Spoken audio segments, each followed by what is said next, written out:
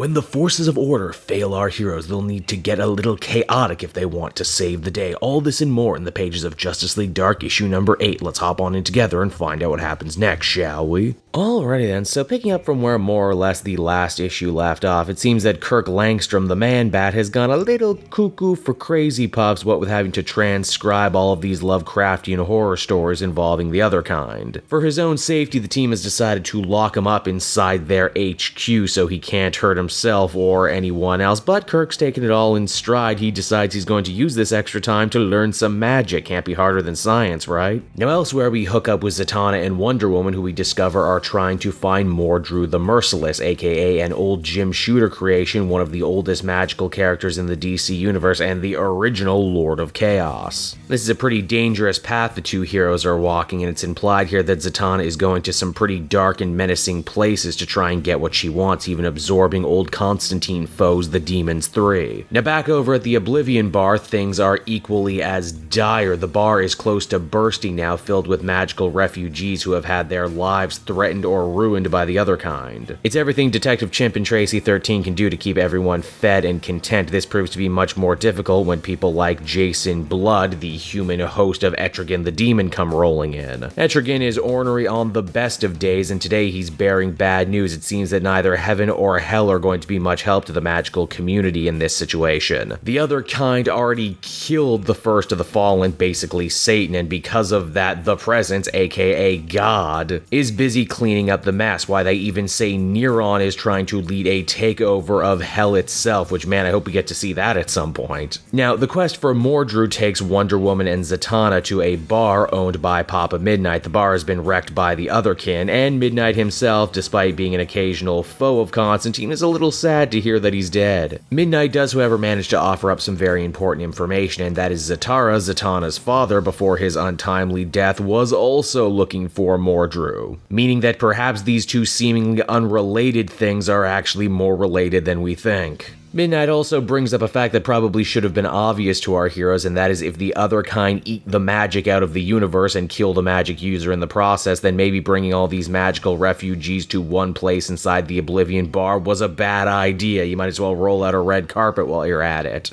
And indeed, this grim prophecy does come to pass as the Upside Down Man and his horrifying Lovecraftian legion show right up at the bar's front door. This means an exodus is in order. Luckily, Bobo, Detective Chimp, made good with the residents of Myra, an alternate magical universe that he's able to spirit everyone away to. But things don't start to get really interesting though until we check back on in with Man-Bat. You see, he's mastered magic, but he did so for a very particular reason. He wanted to free Khalid from Dr. Fate's vase. Khalid, you'll remember, actually had his own book wherein he was the avatar of Dr. Fate, and as such he has some rather interesting insight into the Lord of Order's actions. He says, as evil as the Upside Down Man and the Otherkin are, it's really Dr. Fate they should be worrying about right now because, well, he was one of the heroes. He knows how they think and he knows where they're gonna go. And indeed, Dr. Fate is already waiting for our heroes in Myra, corruption having spread to him so much that his helmet is literally melting off his face. But moreover than that, Dr. Fate isn't alone. He's brought the other Lords of Order with him. And it's on that rather scary note right there the comic comes to a close. So that was Justice League Dark issue number 8, everybody, and I gotta say, this series continues to impress and surprise. In just a short amount of time, James Tynion has managed to create such a fully fleshed out wing of the DC universe populated with so many great magical characters who are all getting folded into the proceedings, yet who never actually steal the spotlight from the main stars. I'm fascinated at the idea, too, of having Dr. Fate and the Lords of Order be actual villains, especially because in the greater scheme of things, we know so little about the Lords of Order, even though they're such a cool idea. Overall, I'd give this issue an 8.5 out of 10. Great opening to a brand new arc, and actually maybe a new starting on point should you want to.